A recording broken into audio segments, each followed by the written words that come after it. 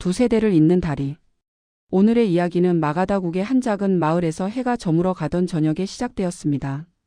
그 집 마당에 한 남자가 홀로 서 있었습니다. 그의 이름은 우팔리카였습니다. 우팔리카는 오랫동안 부모를 모시고 자식들을 키워온 재가 수행자였습니다. 젊은 시절 그는 새벽부터 밤늦게까지 밭과 장터를 오가며 집안을 지켰습니다. 그러나 세월이 흐르자 집안 풍경은 조금씩 달라지고 있었습니다. 맏아들은 먼 성으로 떠나 상인의 길을 배우고 있었습니다. 둘째 딸은 혼례를 올리고 남편의 집으로 들어갔습니다.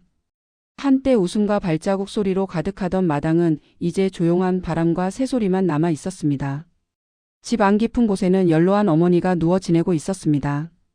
허리는 굽고 다리는 약해져 혼자 일어나기 어려웠습니다. 우팔리카는 아침 저녁으로 어머니를 부축하고 약을 다리며 곁을 지키고 있었습니다. 그때 마을 입구 쪽에서 사람들의 잔잔한 발소리가 들려왔습니다. 부처님과 여러 수행자들이 유행을 하며 이 마을로 들어오고 있었습니다. 잠시 뒤 부처님께서 주변을 둘러보다가 집 마당에 서 있는 우팔리카를 보았습니다. 우팔리카는 서둘러 나무 아래로 내려가 두 손을 모았습니다. 부처님께서는 그의 곁으로 다가와 마당 한편에 함께 앉았습니다. 잠시 저녁 하늘을 바라보시다가 부드러운 목소리로 물었습니다. 우팔리카여, 오늘 이 저녁 그대의 마음에는 어떤 바람이 불고 있느냐? 우팔리카는 한동안 말을 잇지 못했습니다. 이윽고 낮게 대답했습니다. 아이들은 모두 집을 떠나 각자의 삶을 살고 있습니다. 어머니는 점점 더 쇠약해지시어 하루에도 여러 번 돌봄이 필요합니다. 저는 두 세대 사이에 서 있으면서도 어느 쪽에도 충분하지 못한 사람처럼 느껴집니다. 말을 내뱉고 나자 가슴 깊은 곳이 서늘하게 드러나는 듯 했습니다. 부처님께서는 마당 구석에 심겨 있는 어린 나무들을 가리켰습니다. 우팔리카여, 저 나무들을 보느냐?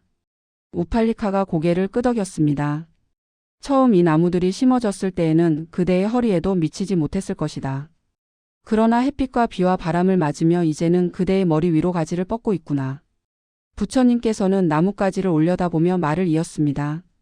언젠가 이 나무 위에 새들이 둥지를 떠날 때 나무는 그들을 붙잡을 수 없느니라. 그러나 새가 떠난 뒤에도 나무는 뿌리를 땅속에 두고 하늘과 바람을 향해 조용히 서 있을 뿐이다. 우팔리카는 나무 사이로 비치는 저녁 하늘을 바라보았습니다. 자신의 집을 떠난 아이들의 얼굴이 떠올랐습니다. 부처님께서 다시 물었습니다. 그대의 자식들도 이 나무의 새들처럼 제 길을 찾아 떠난 것이다. 그대가 잘못했기 때문이 아니라 삶이 그들을 저마다의 하늘로 이끈 것이다. 그러니 비어있는 가지만 바라보며 그대의 마음을 스스로 다치게 하지 말지니라.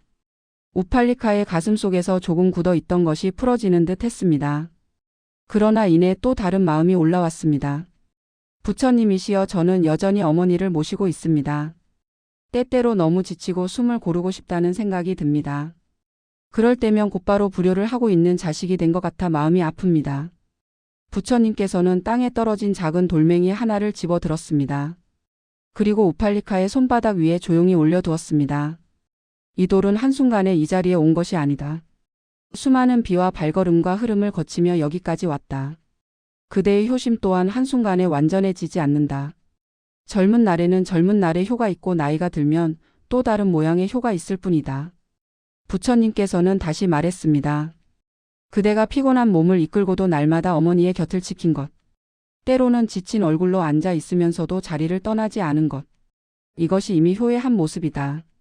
피로와 짜증이 올라오는 마음을 알아차리는 것 또한 수행이다. 자신의 한계를 인정하며 한 걸음씩 나아갈 때 효와 수행은 둘이 아니니라. 우팔리카는 손 안에 돌을 감싸 쥐었습니다. 어머니 곁에 앉아 있던 수많은 밤이 떠올랐습니다. 그 속에 담겨 있던 작은 정성과 숨들이 조금은 또렷하게 느껴졌습니다. 잠시 침묵이 흐른 뒤 부처님께서 마당 흙 위에 손가락으로 길게 선을 그었습니다. 그리고 그 선 위에 짧은 나뭇가지를 가로로 올려놓았습니다. 우팔리카여, 이것을 다리라고 여겨보아라. 다리는 자기 스스로 멀리 가지 못한다. 그러나 사람들이 건너갈 수 있도록 그 자리를 지키며 서 있을 뿐이다. 때로는 비가 내리고 사람들이 모두 떠나면 다리 위는 텅 빈 것처럼 보인다. 그러나 다리가 그 자리에 있기 때문에 마을과 마을이 이어지고 사람과 사람이 다시 만나게 되는 것이다. 그대가 부모와 자식 사이에 서 있다고 여겼으나 사실은 양쪽을 이어주는 다리이기도 하다. 그러므로 자신을 가치 없는 빈자리가 아니라 많은 이들이 지나간 길로 바라보아도 좋으니라. 우팔리카는 천천히 고개를 숙였습니다. 가슴 안에서 어딘가 조금 넓어진 자리 하나가 느껴졌습니다. 그날 밤 우팔리카는 집으로 돌아와 어머니의 곁에 조용히 앉았습니다. 어머니의 숨결과 자신의 숨결을 함께 바라보며 한동안 머물렀습니다. 그리고 마음속으로 아주 조용히 중얼거렸습니다. 지금까지 제가 할 수 있었던 자리에서 걸어온 발걸음을 부드럽게 인정해 보겠습니다. 이제는 제 안의 숨도 조금씩 돌보아 보겠습니다. 오늘의 이야기는 이제 조용히 가슴 한켠에 내려놓겠습니다.